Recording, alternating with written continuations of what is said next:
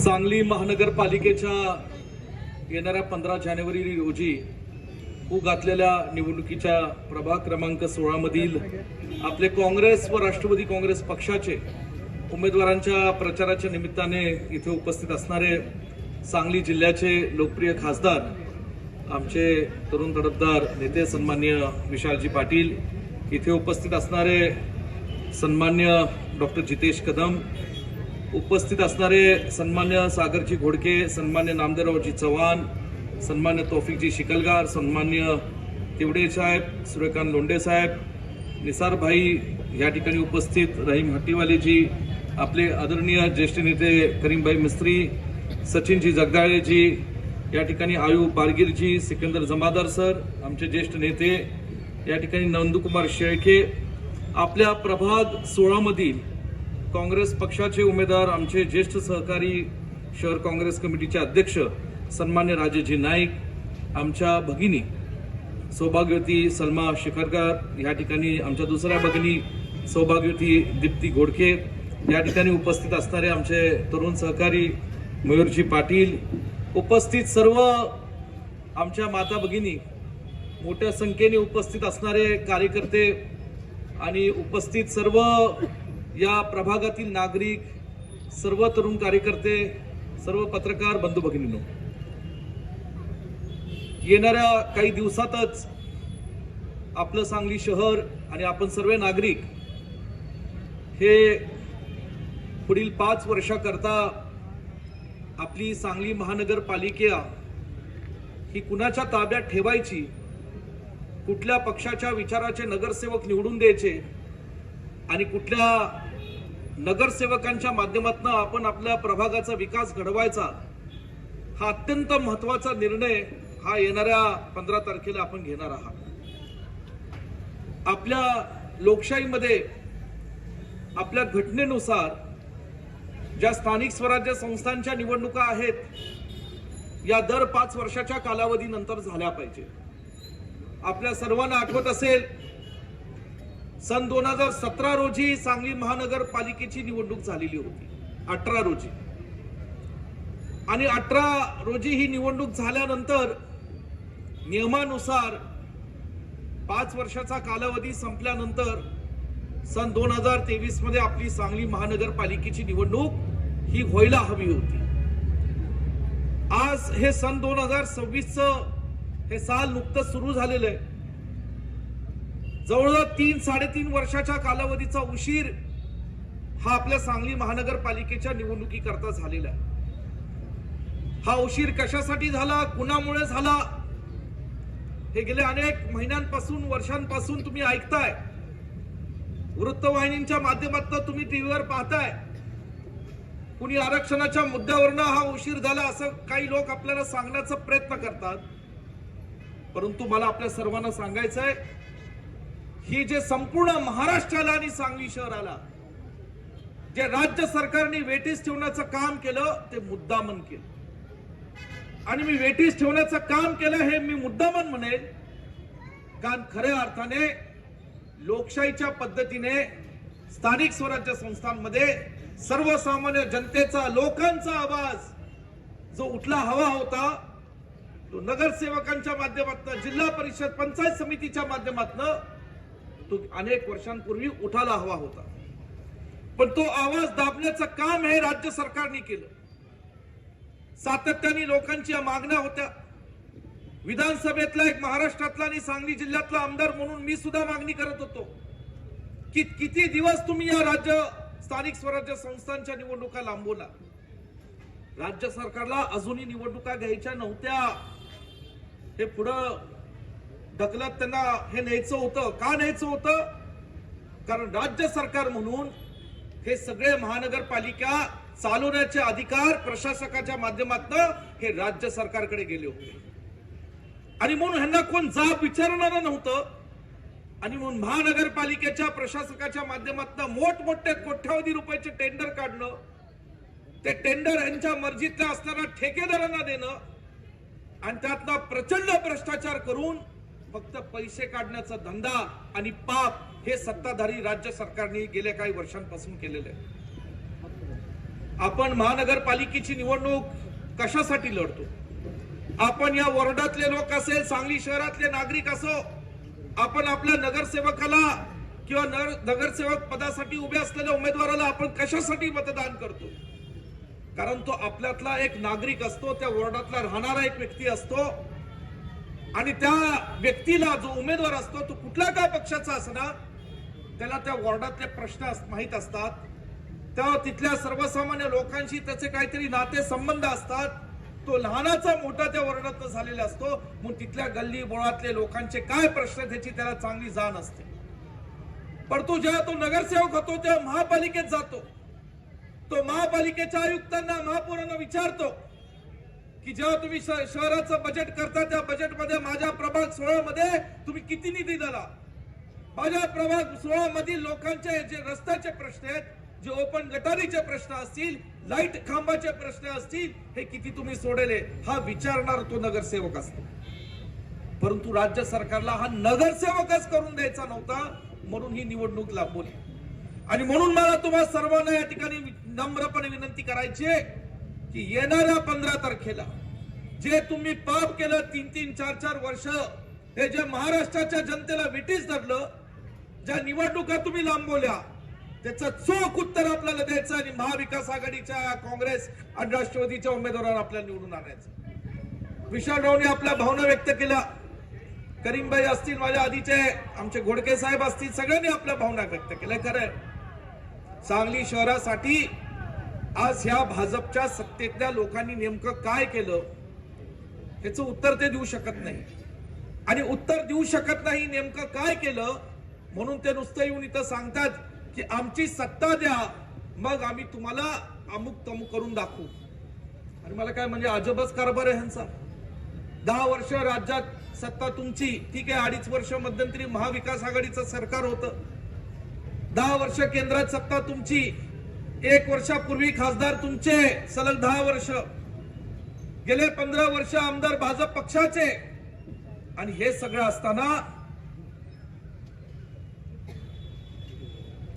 असताना तुम्ही जे परवा या ठिकाणी माननीय मुख्यमंत्री मोदयांकडनं तुम्ही त्यांना चिठ्ठी देऊन त्यांना बोलायला सांगितलं, त्यातलं का तुम्ही करू शकला नाही? का शेरी लावण्याचा प्रश्न मिटला नाही? का पुराचं पाणी तुम्ही जे असं जाहीर भाषणात मोठी घोषणा केली की पुराचं पाणी या ठिकाणी आम्ही दुष्काळी भागाला देऊ किंवा अमुक ठिकाणी वळवू, असं जे काय तुम्ही मोठ्या गोष्टी केल्या त्या का तुम्ही करू शकला नाही? हा पहिला जाब या सत्ताधारी पक्षाच्या उमेदवारांना तुम्ही विचारला पाहिजे. आणि म्हणून याचा बारीक विचार करा माता भगिनींनो. मला आपल्या सर्वांना विनंती आहे की सांगली शहराचे काय प्रश्न आहेत. सांगली शहरामध्ये गुन्हेगारी किती वाढली हो. दर आठवड्याला या सांगली शहरामध्ये दुर्दैवाने आम्हाला कुठेतरी वर्तमानपत्रात अशी बातमी वाचायला मिळते की सांगली शहरामध्ये एखाद्याचा मृत्यू झाला, खून झाला. हे किती वाईट आहे. या ठिकाणी सांगली शहरामध्ये आज तरुण पिढी ज्यांना रोजगार उपलब्ध करू शकलं नाही हे भाजप सरकार, उद्योग आणू शकलं नाही हे भाजप सरकार, आज ती तरुण पिढी दुर्दैवाने कुठेतरी नशाच्या आहारी गेलीये, अशी एक चर्चा दुर्दैवाने आम्हाला कानावर ऐकायला मिळते. आपली तरुण पिढी, आपली मुलं, आपल्या कुटुंबातली, आपल्या वॉर्डातली मुलं, आपल्या शहरातली मुलं आज या ठिकाणी कायदा व्यवस्था कुठेही सांगली शहरामध्ये राहिली. मला इतकं वाईट वाटतं. या ठिकाणी आज भटक्या कुत्र्यांचा विषय विशालजींनी मांडला. परवा घटना घडली, एक 5 वर्षाच्या बालकाला या भटक्या कुत्र्यांची काय अवस्था केली आपण सर्वांनी या ठिकाणी वर्तमानपत्रात वाचलं. पहिला कोण जबाबदार? प्रशासन कोण बघतंय? प्रशासनावर धाक राहिली नाही. मी तुम्हाला वचन देतो की तुम्ही हे महाविकास आघाडीचे आमचे सगळे चांगले उमेदवार निवडून द्या. ही उमेदवार केवळ या प्रभागाच्या विकासासाठी दिवस रात्र काम करणार नाही, तर तुमच्या सुखदुःखात सुद्धा हे 365 दिवस 24 तास तुमच्या बरोबर उभे राहतील, हा विश्वास या ठिकाणी मी तुम्हाला देतो. हे असे उमेदवार आम्ही तुम्हाला दिले. विकास तर करतीलच, पण विकासाबरोबर तुमच्या खांद्याला खांदा लावून तुमच्या प्रत्येक प्रसंगात उभे राहतील. हे असे उमेदवार आम्ही तुम्हाला दिलेले. आणि म्हणून या ठिकाणी कुठलाही प्रसंग असो, त्या प्रश्नांची जाण ते सोडवणूक कशी करायची महानगरपालिकेतनं, हा अभ्यास असणारे उमेदवार आपल्याला गरजेचं आहे. अरे आज काय वाईट घटना घडली. सकाळपासून प्रसार माध्यमांवर मी टीव्हीवर एक अत्यंत वाईट बातमी वाचत होतो. माझ्या मनाला इतक्या वेदना पचल्या की आपल्या महाराष्ट्रामध्ये असं घडवू लागलेलं आहे. मला खरं तर वर्तमानपत्रातल्या वृत्तवाहिनींच्या आमच्या लोकांचे अभिनंदन करायचे की तुम्ही एक अशी बातमी सकाळपासून चालवली की तिथं अंबरनाथ बदनापूर मध्ये एक घटना घडली 1 वर्षापूर्वी. एखाद्या शाळेमध्ये लहान लहान मुलांवर अनेक महिन्यांपासून काही मंडळी अत्याचार करत होते. लहान मुलांवर, अपंग मुलं होती. एवढं वाईट हे घटना उघडकीस आली आणि उघडकीस आल्यानंतर या ठिकाणी त्यातला एक दोषी होता, त्याचा एन्काउंटर करून मारून टाकलं. कारण तो अनेक गोष्टी सांगणार होता की यात खरी जबाबदार माणसं कोण आहेत. आणि त्यातला एक मुख्य आरोपी तुषार आपटे नावाचा, तो कुठल्या संघाचा आहे, तो कुठल्या पदावर आहे हे सगळ्यांना सगळं माहिती आहे. त्या तुषार आपटे हा आरोपी, या आरोपीला ह्यांनी त्या नगरपालिकेमध्ये कॉप नगरसेवक केलं. हे किती महाराष्ट्राला डाग लागणारी दुर्दैवी घटना आहे. म्हणजे संपूर्ण सत्ताधारी लोकांना एवढा माज आलाय की अशा लोकांना काय वाटेल, महाराष्ट्राच्या जनतेला काय वाटेल, अरे महाराष्ट्राला काय, अरे आपल्या पूर्वजांना काय वाटेल, त्याचाही विचार ही मंडळी करायला तयार नाही. आणि अशा एका व्यक्तीला त्यांनी कॉप नगर सेवक केलं. आत्ताच मला कुणीतरी बातमी सांगितली, कदाचित वृत्तवाहिन्यांच्या आमच्या सगळ्या लोकांच्या दबावामुळे जे महाराष्ट्रात त्यांनी बातमी पेटवली, ज्याच्यामुळे या ठिकाणी आज महाराष्ट्रात उठाव झाला. आत्ताच मला कळलं की त्याचं नगरपालिकेचं नगरसेवक पद जे कॉप्ट होतं ते त्यांनी या ठिकाणी माघार घेतलं. अरे दिलं कशाला, दिलं कशाला? तुम्हाला जनाची नाही मनाची नाही. तुम्ही या ठिकाणी अशा गोष्टींचा बारीक विचार करत नाही की महाराष्ट्रातल्या आमच्या माता भगिनींना काय वाटेल, लोकांना काय वाटेल, याचा विचार केला जातो. आणि म्हणून मला आपल्या सर्वांना सांगायचंय, या ठिकाणी आज ही जाती धर्माची राजकारण करणारी जी मंडळी आहेत ती आपल्याला बाजूला ठेवायची. अहो आम्ही सुद्धा या ठिकाणी आम्ही धर्माची माणसं आहोत, परंतु आमच्या ज्या धर्मामध्ये आम्हाला शिकवलंय ते सर्व जाती धर्मातल्या लोकांना बरोबर घेऊन जाण्याचं आम्हाला शिकवलंय. त्यांचा मान सन्मान, त्यांचा आदर करण्याचं आम्हाला शिकवलेलं आहे. हे या ठिकाणी छत्रपती शिवरायांचं शिकवण आहे. हे या ठिकाणी परमपूज्य डॉक्टर बाबासाहेब आंबेडकरांची शिकवण आहे. आणि ह्याचा मान सन्मान ठेवून आम्ही समाजकारणात राजकारणात काम करतो. आणि म्हणून आपल्या सर्वांना मला विनंती करायची, ही 15 तारीख येतील पुढचे काही दिवस सत्ताधारी पक्षाचे लोक काही आमिष दाखवतील, काय म्हणतील, पण हे सगळं तात्पुरतं लक्षात ठेवा. आपल्याला पुढील 5 वर्षाकरता निर्णय घ्यायचा आहे. आमचे राजेश नाईक असतील, आमच्या सलमा शिकलकर वहिनी असतील, आमच्या दीप्तीताई असतील, आदरणीय मयुरेश पाटील आमचे तरुण सहकारी असतील, ही सगळी मंडळी सर्वसामान्य कुटुंबातली आहेत, तुमच्यातली आहेत. आदरणीय हरुणभाई शिकलकरांचा विचारांचा वारसा तौफिक आणि इरफानी खूप चांगल्या पद्धतीने चालवला.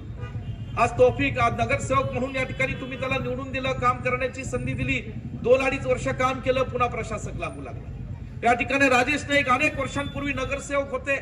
मयूर पाटलांच्या आई या नगरसेविका होत्या. त्यांनी खूप चांगल्या पद्धतीने सगळ्यांना मायाची साथ दिली. आणि या ठिकाणी आमच्या घोडकेताई, त्यांचं एक अत्यंत प्रतिष्ठित एक कबड्डी क्षेत्रातलं नावाजलेलं या महाराष्ट्रातले कुटुंब आहे. अशा कुटुंबातली आमची भगिनी, अशी सगळी मंडळी, चांगली मंडळी आम्ही तुम्हाला विश्वासात घेऊन या ठिकाणी दिलेले सांगलीच्या आणि तुमच्या प्रभागाच्या सेवेसाठी. आणि म्हणून या ठिकाणी आज तुम्हाला सांगायचंय की प्रभाग नंबर 16 हा आम्हाला फार महत्वाचा आहे. मला खात्री आहे की या प्रभागातले सगळे आमचे नगरसेवक उमेदवार, त्यांना तुम्ही आशीर्वाद द्याल, त्यांच्या पाठीशी उभे राहा. पण ह्या प्रभागाच्या विकासाबाबतीत केवळ आमचे नगरसेवक नाहीत, तर विश्वजित कदम, विशाल पाटील, जयंत पाटील सुद्धा हमी घेतील एवढा विश्वास या ठिकाणी तुम्हाला देतो. आणि या प्रभागाचा विकास घडून आणण्यासाठी आम्ही वाटेल ते करायला तयार आहोत. आणि म्हणून आपल्याला सांगली शहर ह्याच्यासाठी आम्ही एक विजन केलेलं आहे. गेले काही पुढील काळासाठी काय सांगली. आज हे लोक काय म्हणतात की नेहमी असं मी ऐकतो, गेले काही दिवसांपासून 1 महिनाभरापासून नगरपालिकेची निवडणूक असो, महानगरपालिकेची निवडणूक असो, आज महायुतीतले 3 पक्ष भाजप, शिवसेना, राष्ट्रवादी काँग्रेस पक्ष, या तिन्ही पक्षांचे नेते कॅबिनेटमध्ये एकमेकांच्या मांडीला मांडी लावून बसतात. पण आज किती वाईट आणि खालच्या दर्जाचे आरोप एकमेकांना करतायत, सगळं तुम्ही महाराष्ट्राची जनता वृत्तवाहिनींवर या ठिकाणी रोज सकाळच्या बातम्यांमध्ये आपण पाहतो. म्हणजे काय, महाराष्ट्राच्या लोकांना वेड्यात काढायचं, तमाशा निर्माण करायचा. एकाच्या पक्षाच्या नेत्याच्या कार्यकर्त्यांनी म्हणायचं तिजोरीची चावी आमच्याकडे, दुसऱ्या पक्षाच्या नेत्याच्या कार्यकर्त्यांनी उठून म्हणायचं अरे तिजोरीच आमची, आणि तिसऱ्या पक्षाच्या नेत्याच्या कार्यकर्त्यांनी उठून म्हणायचं जी तिजोरी ज्या बँकेत ठेवली ती बँकच आमची. आले का काय लावलंय? एकाने म्हणायचं चावी, एकाने म्हणायचं तिजोरी, दुसऱ्याने म्हणायचं बँक. अरे ज्या बँकेत पैसे आहेत ते महाराष्ट्राच्या सर्वसामान्य गोरगरिबांचे पैसे, हे आपण लक्षात ठेवा. हे तुमच्या घरचे पैसे नाहीयेत. आणि म्हणून या पैशाचा वापर या सांगलीच्या विकासासाठी आणि महाराष्ट्राच्या जनतेच्या भल्यासाठी केला जाईल. ह्याच्यासाठी आज आम्ही लढत आहोत. विशालजी म्हणाले विचारांची लढाई. मला आठवतं आम्ही खूप तळमळीने प्रयत्न केला विशालराव पाटलांना हाताच्या पंजाची लोकसभेची उमेदवारी देण्याकरता. काय घडलं सगळ्या महाराष्ट्राने पाहिलं. मी या ठिकाणी दिल्ली पासून नागपूर पर्यंत, मुंबई पर्यंत दिवस रात्र मी प्रयत्न करत होतो की काँग्रेस पक्षाचा हा बालेकिल्ला, हा हाताच्या पंजाचा बालेकिल्ला अबाधित राहिला पाहिजे. कुणी काय कटकारस्थान केलं, काय घडलं, मला त्याच्यावर बोलायचं नाही आता, कारण तो इतिहास जमा विषय आहे. परंतु मी धाडसानी निर्णय घेतला. सांगलीमध्ये सभा घेतली. तुम्ही सगळे आमच्या पाठीशी उभे राहिला आणि सांगली जिल्ह्यातलं उच्चांकी मताधिक्य लोकसभेमध्ये कुणी दिलं असेल तर पलूस कडेगाव विधानसभा मतदारसंघाने दिलं आणि त्याच्या पाठोपाठ सांगलीतल्या सर्व विधानसभेने विशालजींना मताधिक्य दिलं. कारण हा काँग्रेस पक्षाचा बालेकिल्ला आहे. सगळ्या गोष्टींचं रिस्क होती. मला काय काय सांगितलं, तुमचं विश्वजित कदम काँग्रेसचं करिअर खराब करू, तुमचं या ठिकाणी बदनामी होईल, तुम्ही धाडस करताय, कशाला करताय.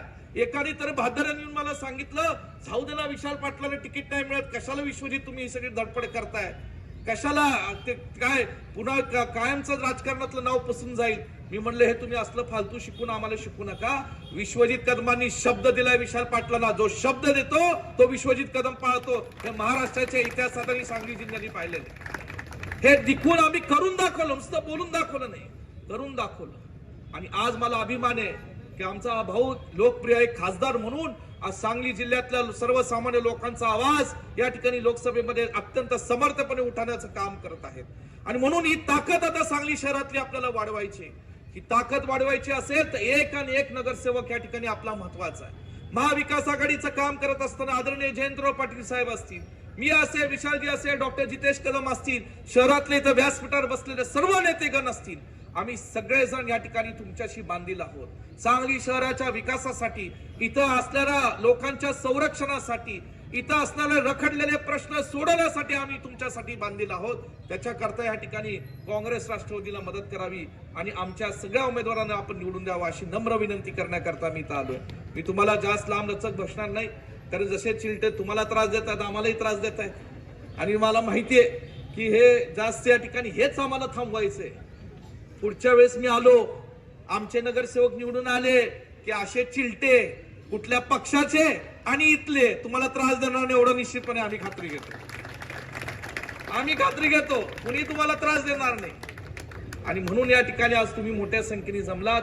या प्रभाग 16 मधील आमचे चांगले चारीच्या चारी उमेदवार, आमचे मयूर पाटील आहे, त्याच्या बाबतीत बोलायचंच राहिलं. तो प्रसिद्ध झालाय मयूर शेठ म्हणून, पण चांगला तरुण कार्यकर्ता आहे, तळमळीचा आहे, दिवस रात्र धडपड करतो, त्यांच्या आईच्या संस्कारातनं वाढलेला आहे, बरोबर ना. आणि आईनी त्यांनी आता घडवलेला असं एक तरुण कार्यकर्ता तुम्हाला दिलाय, ज्याला खरंच या प्रभागातल्या लोकांची जाण आहे. असे चारीच्या चारी उमेदवार आपण सगळ्यांना निवडून द्यावं. आणि 4 हात एक मोठ्याने आवाज, 4 हात असे असे 3 5 झाले 3 असं हा कॉपचा शब्द दिला. भारी काम आहे तुमचं. 3 हात आणि 1 तुतारी आपल्याला असे निवडून द्यायचे. पुढचं काम मी आणि विशालजी करतो, काळजी करू नका. पण तुम्ही सगळेजण या ठिकाणी मोठ्या संख्येने जमलात आज, या ठिकाणी त्याबद्दल तुमचे आभार मानतो. कुठल्याही आमिषाला बळी पडू नका. माझी हात जोडून तुम्हाला विनंती, कुठल्याही आमिषाला बळी पडू नका. काय आलं जाऊ दे, आता मीडिया चालू आहे. काय आलं म्हणजे आपलं पॉम्पलेट असं काय आलं तर घ्यायचं आणि मतदान कुणाला करायचं, हात आला तेवढंच करायचं. पॉम्पलेट घ्यायचं पण मतदान हाताला करायचं. बरोबर बरं आलं सांगितलं. या ठिकाणी आपण सगळे जमलात त्याबद्दल आभार मानतो आणि इथंच थांबतो. जय हिंद, जय महाराष्ट्र.